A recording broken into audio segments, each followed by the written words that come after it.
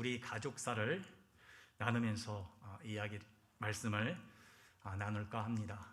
우리 예준이가 아마 2살 때쯤 됐을 것 같아요. 손가락을 아주 깊이 베어가지고 정신없이 응급실로 갈 때가 있습니다. 그런데 이 응급실에서는 그것을 수술할 수 없다고 하더라고요. 그래서 가까운 신경 전문 병원이나 조금 멀지만 대학병원, 아동병동에 있는 그곳으로 가야 한다라고 말을 했는데, 순간적으로 저는 그래도 가까운 데 가야 애를 빨리 치료할 수 있기 때문에 가까운 신경정신병으로 갔습니다. 정말 하나님의 은혜로 의사 선생님 잘 만났고 예준이가 지금은 아주 완벽하게 신경이 이어졌는데요. 그게 한 0.3mm라고 합니다. 거의 힘든데 의사 선생님이 정말 기적처럼 됐다고 그렇게 얘기를 했습니다. 그런데 이 어려움은 그 이후에 찾아오더라고요. 그 병원이 이제 성인만을 위한 병원이다 보니까 이제 어린 아기가 처음 입원했던 거예요, 그 병원에. 그래서 병원 물품이라든가 환자 복이라든가 이런 것들이 예준이에 맞는 게 하나도 없었고요. 또 하나는 이 간호사 선생님들이 이 정맥 주사를 놓을 때 너무너무 힘들어 하시는 거예요. 한 번에 들어가는 경우는 거의 없었습니다.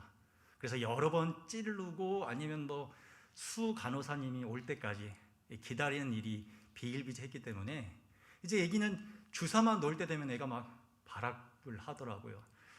그런 걸 보면서 참 많이 자책이 됐습니다.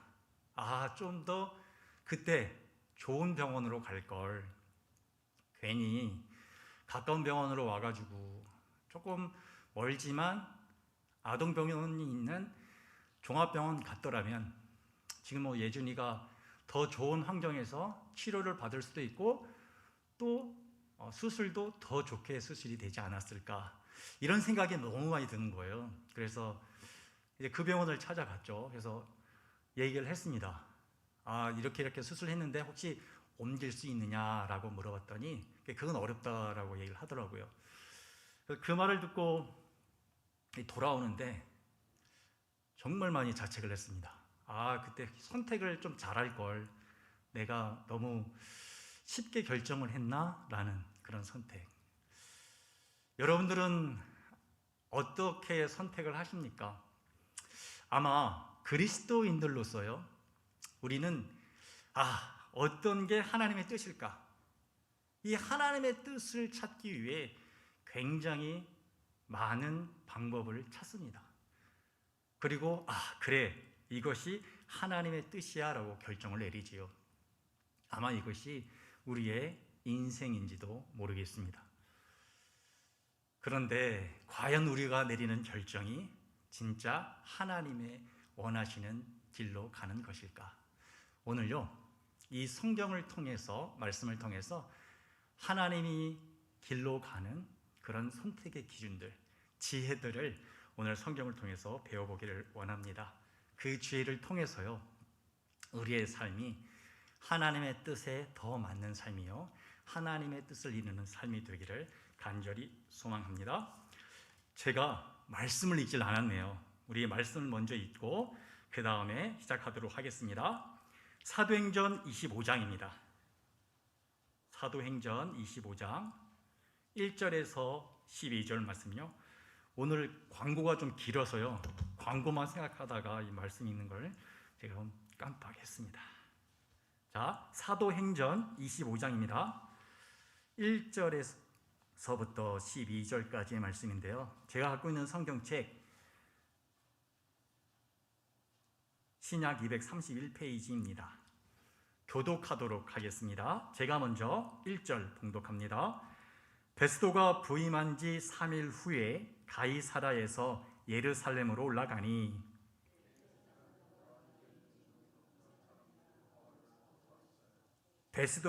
베스도의 호의로 바울을 예루살렘으로 옮기기를 청하니 이는 길에 매복하였다가 그를 죽이고자 함이더라.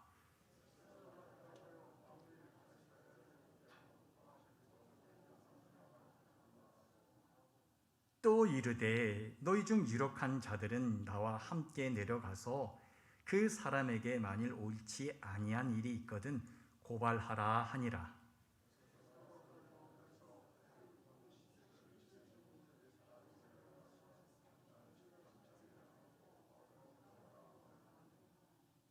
그가 나오매 예루살렘에서 내려온 유대인들이 둘러서서 여러 가지 중대한 사건으로 고발하되 능히 증거를 대지 못한지라.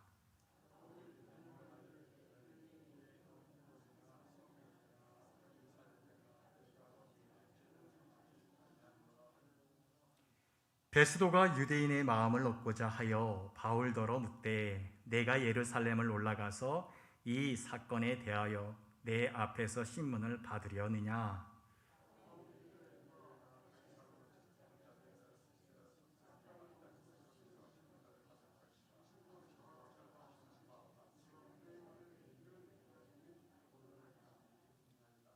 만일 내가 불의를 행하여 무슨 죽을 죄를 지었으면 죽기를 사양하지 아니할 것이나 만일 이 사람들이 나를 고발하는 것이 다 사실이 아니면 아무도 나를 그들에게 내줄 수 없나이다. 내가 가이사께 상소하노라 한데 베스도가 배석자들과 상의하고 이르되 내가 가이사에게 상소하였으니 가이사에게 갈 것이라 하니라. 아멘. 네, 본문 읽지 않고 말한 우리 예준이의 일을 통해서 아마 모든 우리 성도님들이나 저나 이런 선택의 기로에 다 서 있다고 저는 생각이 듭니다. 그런데요, 하나님은 오늘 본문을 통해서요, 그때 지혜가 있다. 그 지혜를 우리가 꼭 알자라고 말씀하십니다. 25장은요, 바울의 이야기입니다. 계속 저희들이 사도행전을 지금 한 장 한 장 설교를 지금 듣고 있습니다만 25장은요 24장하고 연결이 좀 되어 있습니다. 24장에 바울이 감옥에 감금이 되지요. 25장에도 똑같은 지금 상황입니다. 그런데 총독이 좀 바뀌어요. 24장에는 벨릭스라는 총독이라면 25장에는 이제 베스도라는 총독입니다. 베스도가 부임하자 이 유대 사람들이 바울을 다시 예루살렘에서 재판하기를 요청합니다. 그 이유는요, 바울이 지금 가이사랴에 있단 말이에요.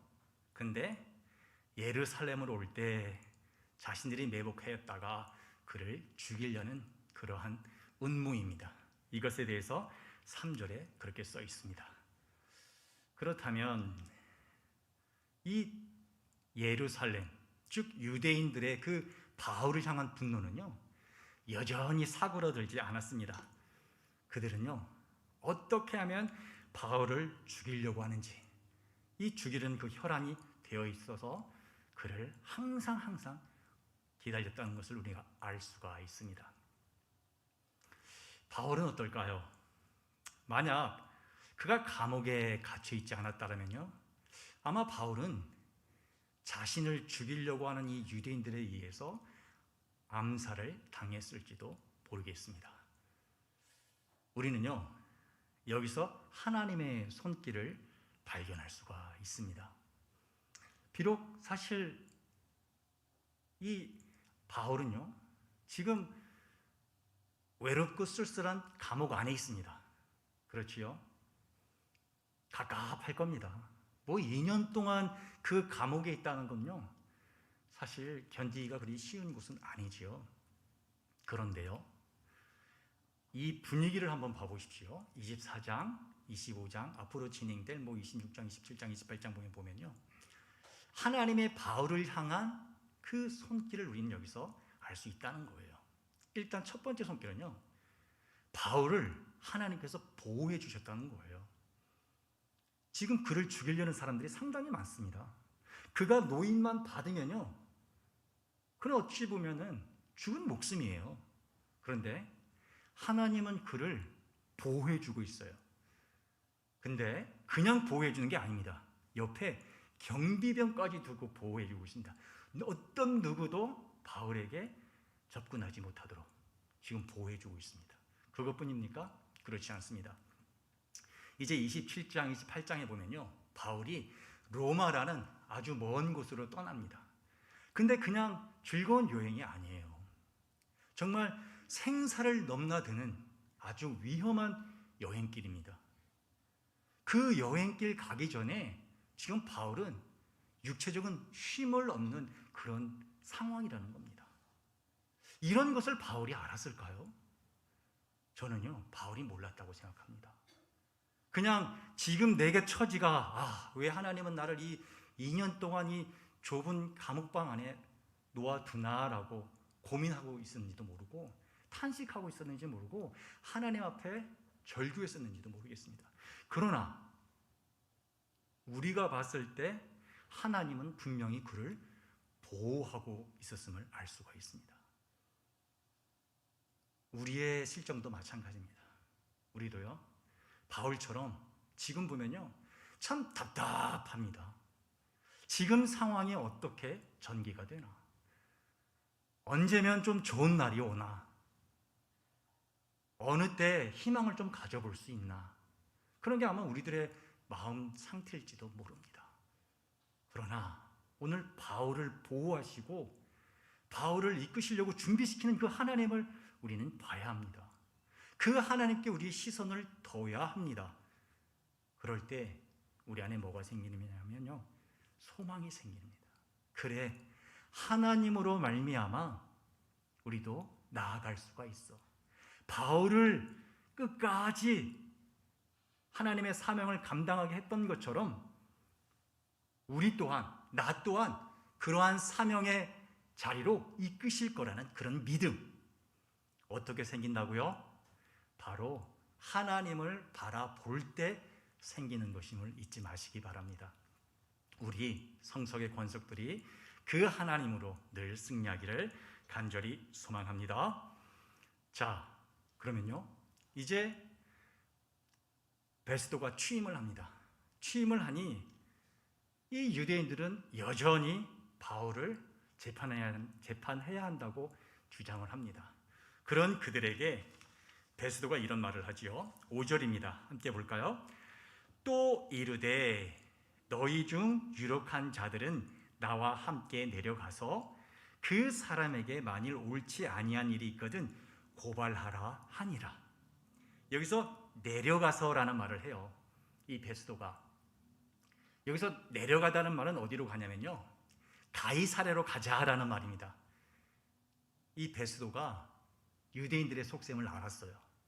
그러니 예루살렘으로 바울을 데려오는 게 아니라 너희들이 함께 가자. 그래서 거기에서 한번 바울을 재판하자, 이렇게 이야기를 하는 거죠. 그들은 가이사랴에 갑니다. 그리고는 여러 제목으로 바울을 고발하기 시작해요.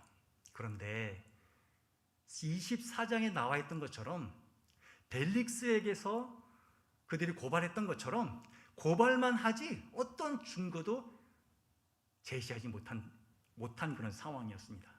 그걸 누가 간파하느냐? 바로 베스도가 간파합니다. 그래, 이 유대인들은 단지 분노 때문에 그를 고발하는 것이지 진짜 바울이 죄가 있어서 고발하는 것은 아니야. 그래서 어떠한 결론을 내리냐면요, 12절 볼까요? 이런 결론을 내립니다. 베스도가 배석자들과 상의하고 이르되 내가 가이사에게 상소하였으니 가이사에게 갈 것이라 하니라. 베스도의 결정은요, 뭡니까? 바울이 가이사에게 상소하였기에 가이사에게 갈 것이다. 여러분, 이 가이사가 어디 있을까요? 바로 로마에 있습니다. 로마 황제이기 때문입니다. 그럼 우리가 하나의 의문점이 생깁니다. 왜 바울은 지금 여기 이 유대 땅에서 재판을 계속 받지 않고 가이사인 로마로 가려 했을까? 그 부분을 우리가 한번 생각해 봐야 합니다. 왜 그랬을까요? 왜냐하면 분명히 바울도 알고 베스도도 알았습니다. 바울이 무죄라는 사실을. 그렇다면 분명 언젠가는 바울은 무죄를 판결받고 석방될 수 있습니다. 그런데 왜 바울은 지금 저 멀고 먼 로마로 가려 했을까? 이 정답을 알기 위해서는요, 우리가 바울의 그 감옥 생활 2년을 한번 생각해 볼 필요가 있습니다. 한번 상상을 해 보십시오. 바울의 감옥 동안 2년 동안 갇혀 있다. 내가 바울이다. 여러분 어떤 느낌이 들겠습니까? 아마 고통스럽습니다. 2년 동안 감옥 생활한다는 것은 고통스럽죠. 그러면 우리가 왜 고통스러울까? 바울이 왜 고통스러웠을까요? 단지 육체적인 고통일까요?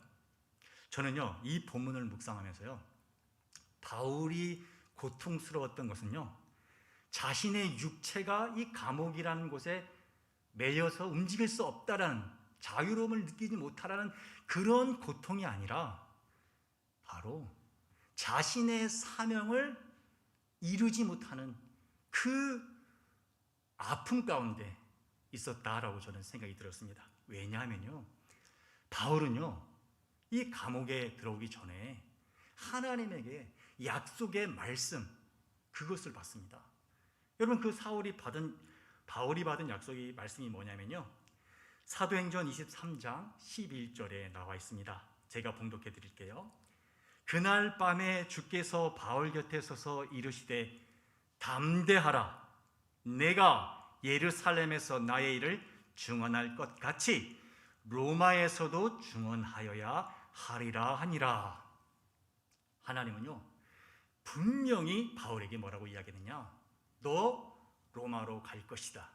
그리고 그 로마에서 나를 증언할 것이다 라는 그 사명을 받습니다. 그 사명을 바울은 이루어야 합니다. 왜냐하면요, 바울은 사명의 사람이기 때문입니다. 여러분, 사도행전은 거의 바울의 이야기나 다름없잖아요. 9장에서 바울이 하나님을 만납니다. 부활하신 예수님을 만나죠. 그 이후에 그 삶은 어떻게 됐습니까? 1차 여행, 2차 선교여행, 3차 선교여행을 통해서 정말 그의 인생은 복음에 내맡겨진 그런 인생이었습니다. 정말 충직한 종이었습니다. 오직 복음만을 위해서 살았던 사람입니다. 전 세계를 아마 그 시대 가운데는 아마 가장 많이 돌아다녔던 사람이 아니었을까. 단 한 가지 목적으로 복음을 전하기 위해. 그런데요, 그 사람이 지금 2년 동안 갇혀 있다고 한번 생각해 보십시오. 아무것도 못합니다. 아무것도 할 게 없습니다. 그냥 감옥에 갇혀 있는 겁니다. 아무것도 못하고. 얼마나 고통스러울까요? 또 하나의 고통이 있습니다. 그거는요, 로마인들과 약속을 지켜야겠습니다. 로마 성도님들과. 바울이 예루살렘 오기 전에 고린도 교회에 있었거든요. 그 고린도 교회에서 무엇을 썼냐면요, 이 로마서라는 로마 교인들에게 쓰는 편지를 썼습니다. 그 편지에서 바울은 뭐라고 이야기했냐면요, 로마서 15장 23절에서부터 25절 말씀을 제가 세 번역으로 한번 읽어드리도록 하겠습니다. 여러 해 전부터 여러분에게로 가기를 바라고 있었으므로 내가 스페인으로 갈 때에, 그리고 24절, 지나가는 길에 여러분을 만나보고 잠시 동안만이라도 여러분과 먼저 기쁨을 나누려고 합니다 라고 먼저 편지를 보냈어요. 그런 상황입니다. 자기가 가겠다고 약속까지 한 상황입니다. 그런데 2년 동안 갈 수가 없어요. 약속은 지켜야 하는데 얼마나 바울이 기도했을까? 하나님, 제가 사명을 이루길 원합니다. 하나님, 제가 그들에게 복음을 전하면서 그들과 함께 기쁨을 나누길 원합니다. 길을 열어주십시오라고 아마 항상 기도했을 겁니다. 그런데 2년 동안 아무런 응답이 없었던 것 같습니다. 그래서 바울이 오늘 베스도에게 뭐라고 이야기했냐면 나는 가이사에게 가겠다라고 상소를 합니다. 그리고요, 이 상소로 말미암아 바울은 진짜로 가이사에게 갑니다. 로마로 갑니다. 그게 27장에서 28장 이야기입니다. 그런데 이 바울이요, 베스도에게 있죠. 베스도에게 내가 가이사에게 상고합니다라는 이 말을 하기 전에 바울의 마음은 어땠을까요? 하나님의 인도하심을 더 기다려야 하나? 아니면 그냥 가이사에게 상소해야 되나? 이 두 가지 선택 가운데 어느 것을 선택해야 될지 아마 굉장히 많이 어려웠을 것 같습니다. 그냥 더 기다려야 되나? 그래서 빌립보에서 하나님께서 베드로에게 옥문도 열어주셨는데 이 옥문까지 열어주시면서 내가 가야 할 길을 열어주심으로 직접적으로 말해지지 않을까? 이런 생각도 했을 거고요.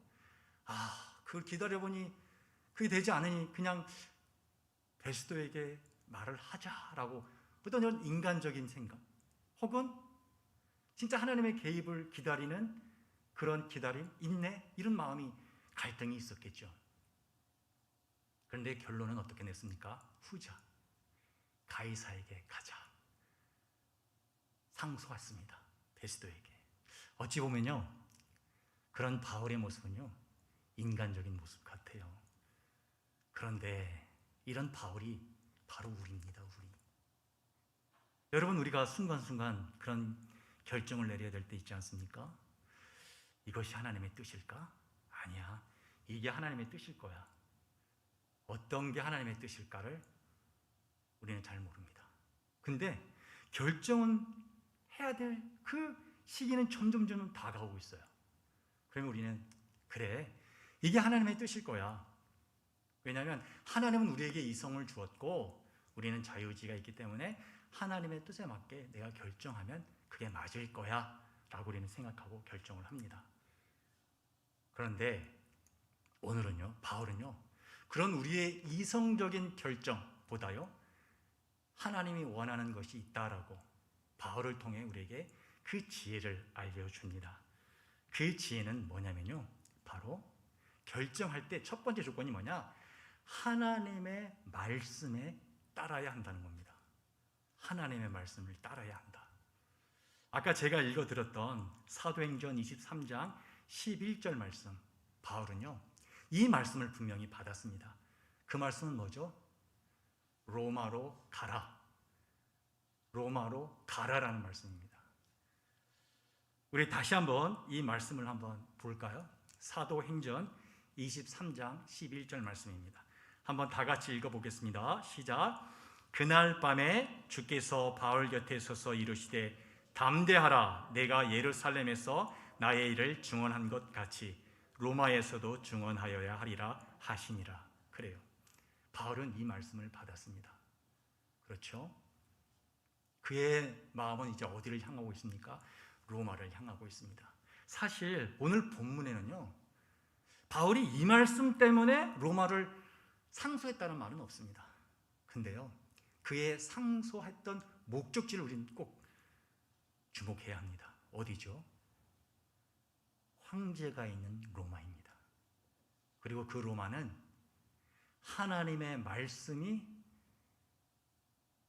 가르치는 곳이기도 합니다. 사도 바울은요, 이 하나님의 말씀을 이루기 위해서 다른 게 아닙니다. 자기가 좀 더 편해지기 위해서, 자기의 욕망을 채우기 위해서 그런 게 아니라요, 바로 하나님의 말씀을 따르기 위해서 오늘 상소했다라고 말하고 있습니다. 이것은 무엇을 말합니까? 우리 하나님의 자녀로서 살아가는 우리도요, 하나님의 말씀을 따라 살아가야 한다는 것입니다. 결정을 할 때 하나님의 말씀을 의지하면서 결정해야 된다는 겁니다. 이것은요, 단지 모든 말씀을 우리가 다 알아야 된다는 게 그것을 의미하는 게 아니에요. 여러분, 디모데후서 3장 16절 말씀을 다 할 겁니다. 모든 말씀은 하나님의 감동으로 된 것으로 교훈과 책망과 바르게 함과 의로 교육하기에 유익하니. 모든 말씀은요, 우리를 향해 있습니다. 우리를 교훈하고 바르게 하고 의로 교육하고 책망하기 위해서 모든 말씀은 있습니다. 그러니 우리가 그 말씀을 향해서 생각해야 될 게 뭘까요? 아, 그렇다.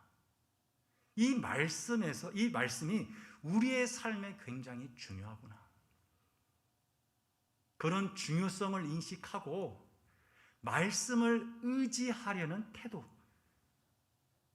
그것을 통해서 우리가 나아갈 수 있다는 겁니다.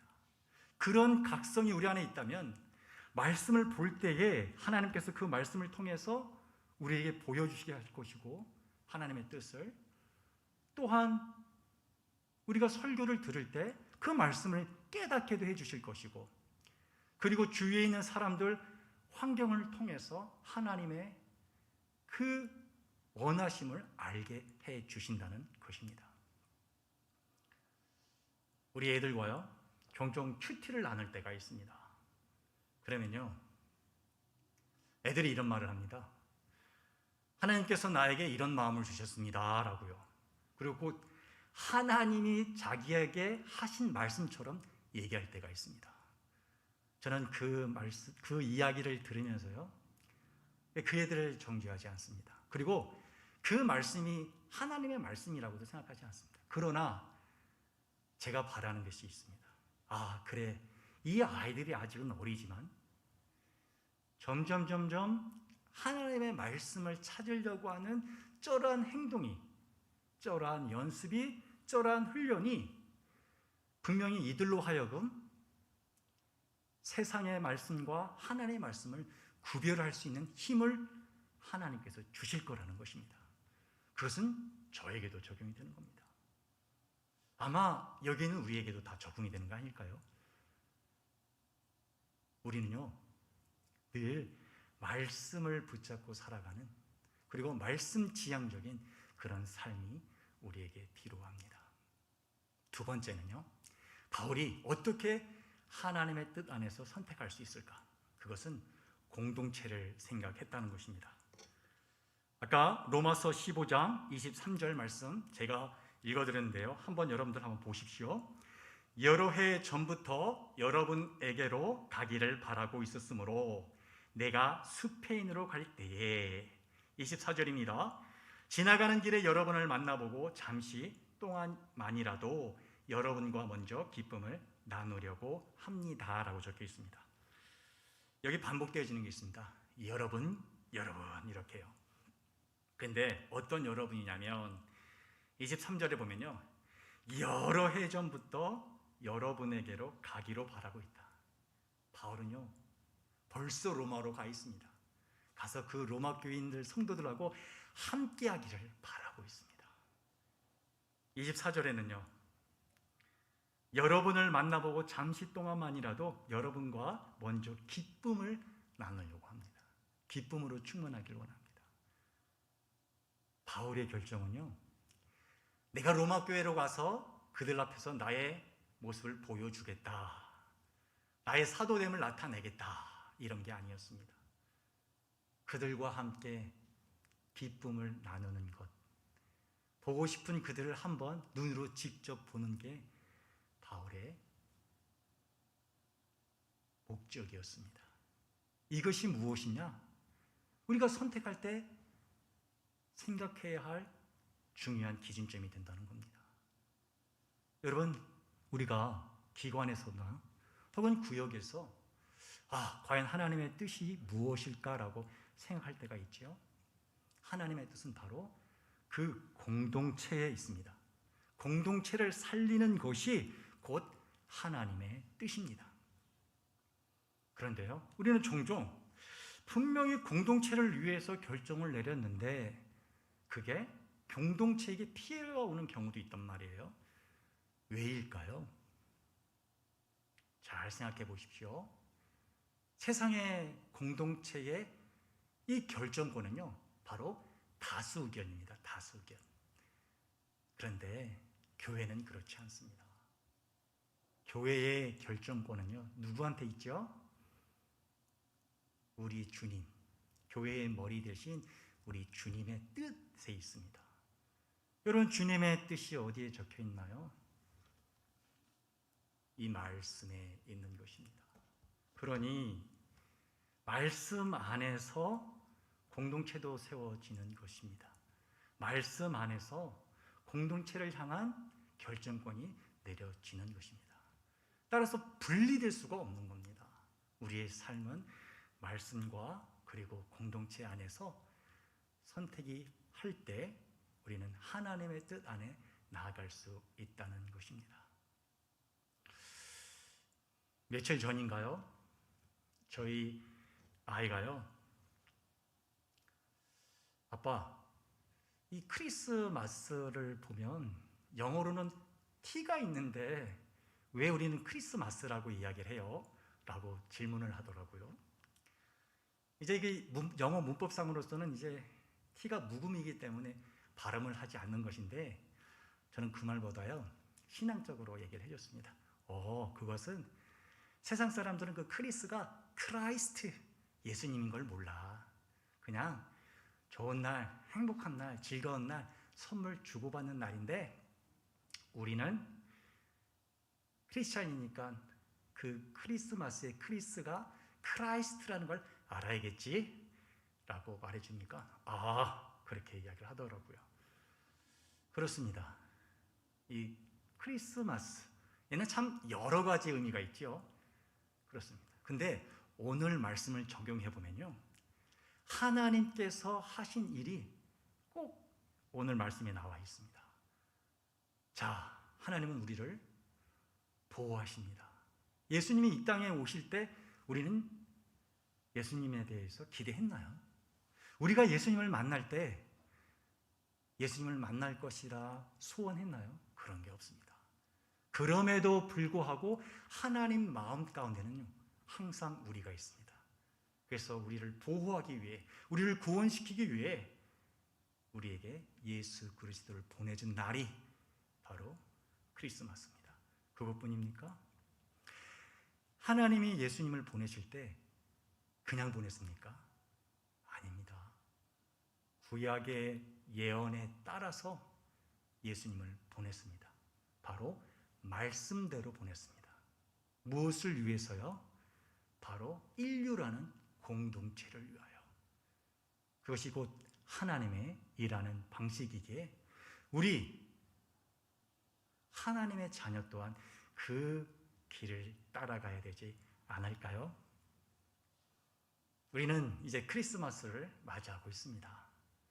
여러 결정들이 있겠지만요, 우리의 그 새해 준비할 때는 다른 것보다도 이 말씀 안에서 우리 공동체를 위해서, 가족을 위해, 교회를 위해, 그리고 이 사회를 위해 결정하는 우리 성석의 권속들 다 되시기를 간절히 소망합니다.